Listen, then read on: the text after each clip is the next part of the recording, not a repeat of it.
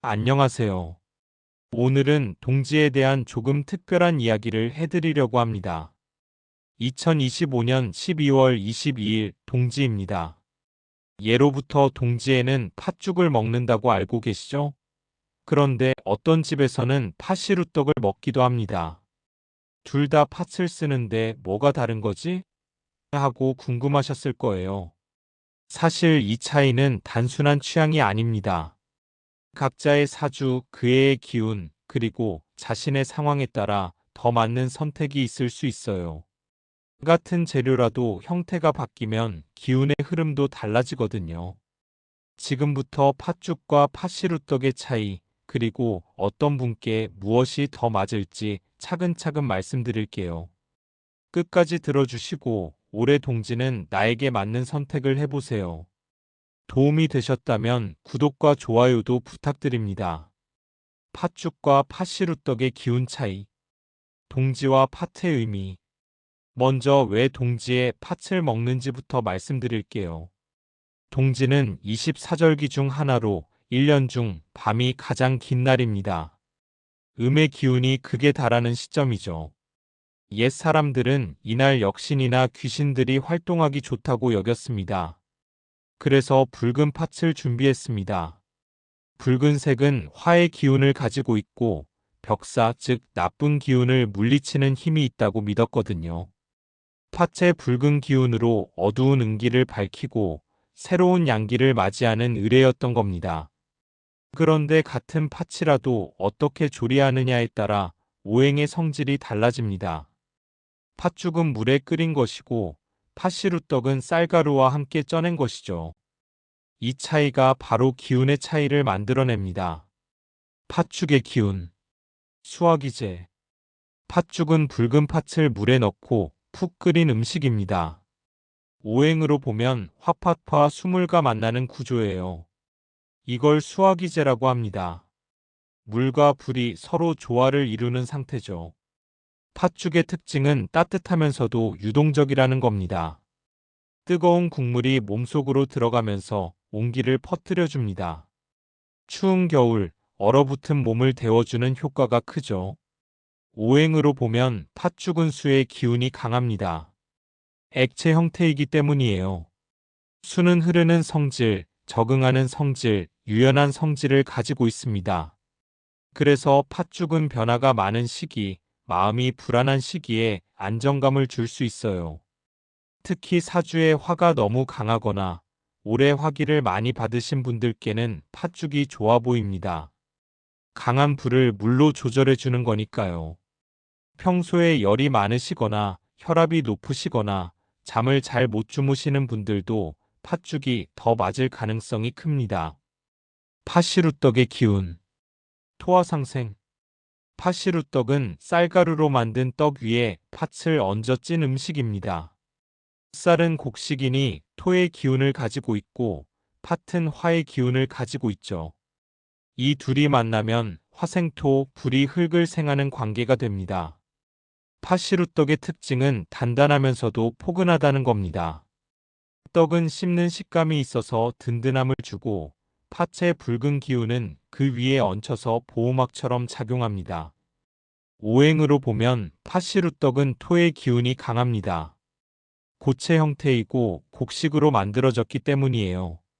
토는 중심을 잡고 다른 기운들을 품어주고 안정시키는 역할을 합니다. 그래서 팥시루떡은 중심이 흔들리는 시기, 방향을 잡아야 하는 시기, 기운이 흩어지는 느낌이 들 때 좋아 보입니다.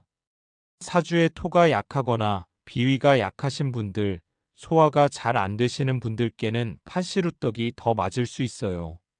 사주에 따른 선택. 이제 조금 더 구체적으로 들어가 볼까요? 자신의 사주를 아신다면 그에 맞춰 선택하시는 게 좋습니다. 화가 강한 사주. 병, 정, 사, 오가 많으신 분들은 화의 기운이 강합니다. 이런 분들은 팥죽이 나아 보여요. 수로 화를 조절해 주는 게 필요하거든요. 수가 강한 사주. 임, 개, 해, 자가 많으신 분들은 수의 기운이 강합니다. 이런 분들은 팥시루떡이 좋아 보입니다. 토로 수를 받아내고 화로 따뜻함을 더해주는 거죠. 토가 약한 사주. 무, 기, 진, 술, 축, 미가 적으신 분들은 중심이 약할 수 있어요. 이럴 때는 파시루떡으로 토의 기운을 보충하시는 게 좋습니다. 목이 강한 사주. 갑, 을, 인, 묘가 많으신 분들은 목의 기운이 강합니다. 목극토라고 목이 토를 억누를 수 있어요. 이럴 때는 파시루떡에 토 기운이 필요할 수 있습니다. 금이 강한 사주. 평, 신, 유가 많으신 분들은 금의 기운이 강합니다. 금생수라고 금이 수를 생하니 팥죽의 수 기운이 잘 받아들여질 수 있어요. 그의 기운에 따른 선택. 사주뿐만 아니라 그 해의 기운도 중요합니다. 2025년은 을사년입니다. 을목과 사화가 만나는 해죠. 목생화의 구조로 화의 기운이 강한 해였을 가능성이 큽니다. 그리고 12월은 자월입니다. 수의 기운이 가장 강한 달이에요. 화가 강한 해와 수가 강한 달이 만나면서 화와 수의 충돌이 생길 수 있습니다. 이럴 때는 어떤 선택이 좋을까요? 사람마다 다릅니다.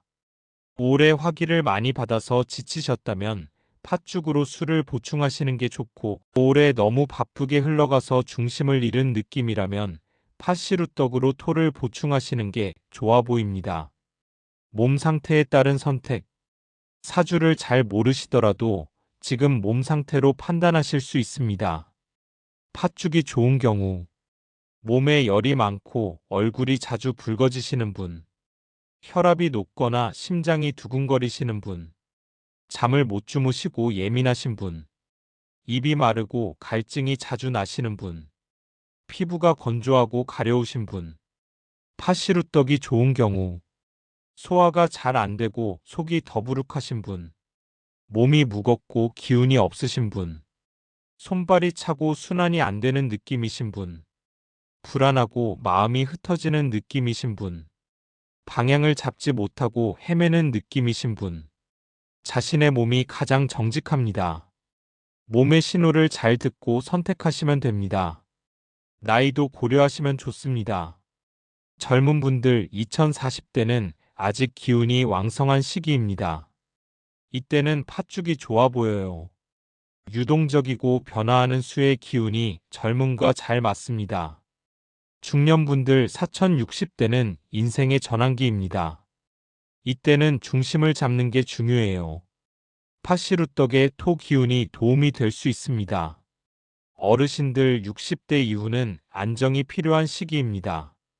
소화도 예전 같지 않으시니 파시루떡이 더 부담 없으실 수 있어요. 다만 떡이 소화가 안 되시는 분들은 팥죽을 묽게 쑤셔서 드시는 게 좋습니다. 팥죽 제대로 쓰는 법. 팥죽을 선택하셨다면 어떻게 만들면 좋을까요? 먼저 팥을 깨끗이 씻어서 물에 불립니다. 3에서 4시간 정도 불리면 좋아요. 그 다음 물을 넉넉히 붓고 푹 삶습니다. 팥이 완전히 무를 때까지 삶아야 합니다. 팥이 다 익으면 물을 조금 더 넣고 찹쌀가루로 만든 새알심을 넣습니다. 새알심이 떠오르면 소금으로 간을 맞춥니다. 설탕은 기호에 따라 넣으시면 돼요.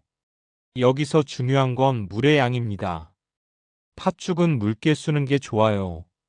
너무 되직하면 수의 기운이 약해지거든요. 국물이 넉넉해야 흐르는 수의 성질을 제대로 받을 수 있습니다. 쓰는 과정에서 정성을 담으세요. 올해의 나쁜 기운은 다 흘러가고 좋은 기운만 남기를 하는 마음으로 천천히 저으시면 됩니다. 파시루떡 제대로 만드는 법.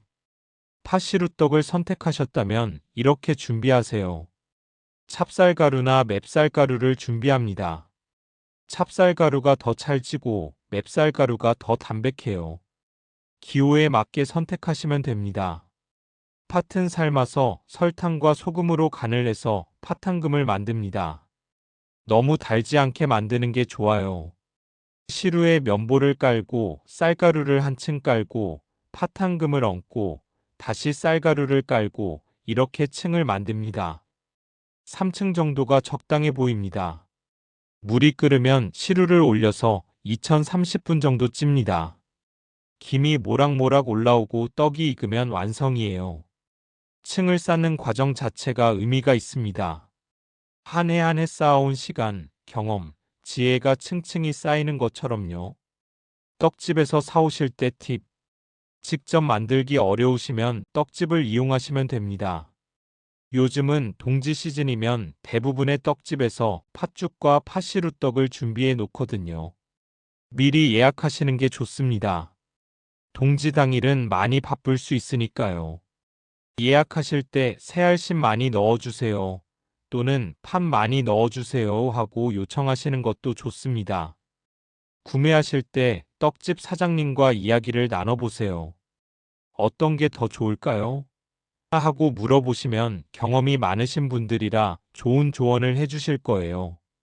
먹는 시간과 방법. 동지 음식은 언제 먹는 게 좋을까요? 전통적으로는 아침 일찍 먹는다고 합니다. 해가 뜨기 전 새벽에 먹으면서 어둠을 물리치는 의미였죠. 하지만 요즘은 그렇게까지 하기 어려우니 아침이나 점심 때 드시면 됩니다. 저녁에 드시는 것도 괜찮아요. 다만 떡은 소화가 느릴 수 있으니 저녁에는 팥죽이 더 나아 보입니다. 먹을 때는 천천히 드세요. 급하게 먹으면 체할 수 있어요. 한 숟가락 한 숟가락 음미하면서 오래 수고했던 일들이 정리되기를 하는 마음을 담아보세요. 혼자 드시기보다는 가족들과 함께 나눠 드시는 게 좋습니다. 나누는 행위 자체가 좋은 기운을 순환시키거든요. 둘 다 먹어도 될까? 혹시 둘 다 먹으면 안 될까? 하고 궁금하실 수도 있어요. 괜찮습니다. 아침에는 팥죽을 드시고 오후에는 팥시루떡을 조금 드시는 것도 좋은 방법입니다. 수와 토의 기운을 모두 받아들이는 거죠. 다만 너무 많이 드시면 소화에 부담이 될 수 있으니 적당량만 드시는 게 좋아 보입니다. 중요한 건 균형입니다. 한쪽에 치우치지 않고 자신에게 필요한 만큼만 취하는 거예요. 동지날 함께하면 좋은 것들. 팥죽이나 팥시루떡을 먹는 것 외에도 동지날 하면 좋은 것들이 있습니다. 집안 정리 동지를 맞이해서 집안을 가볍게 정리하세요.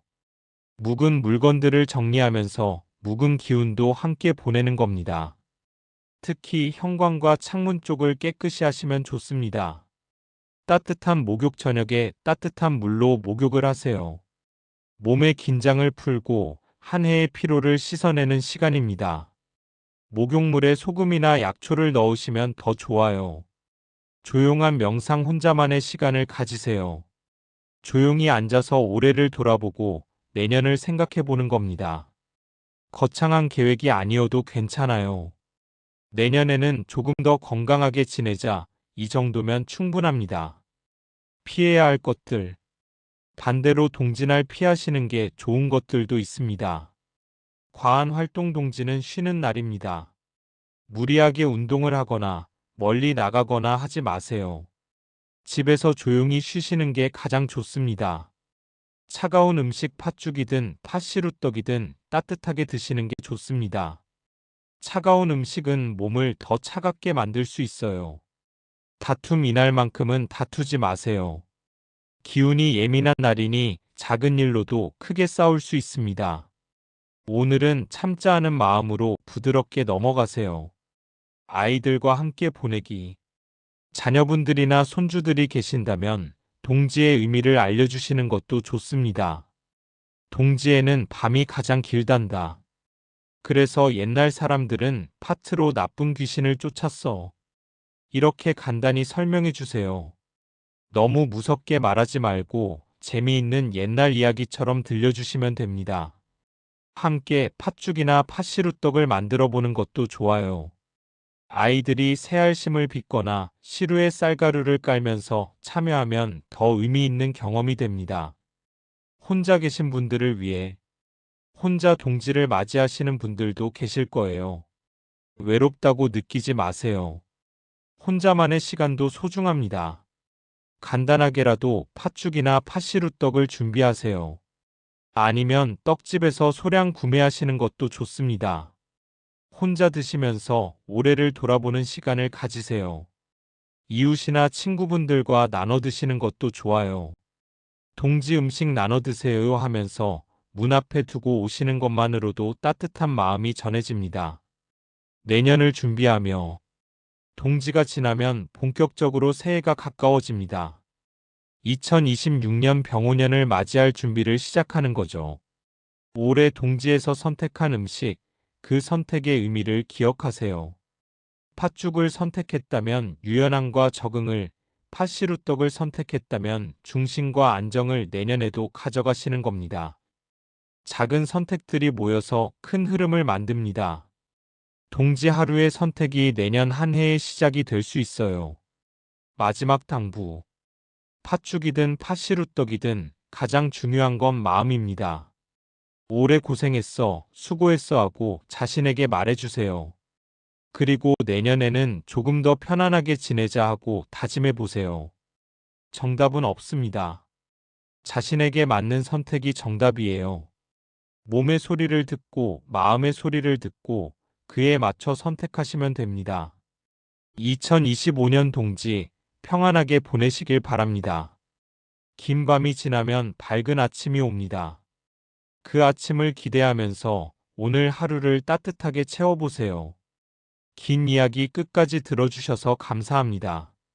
이 영상이 도움이 되셨다면 구독과 좋아요 부탁드립니다. 여러분 모두 건강하고 행복한 동지 보내시기를 진심으로 기원합니다.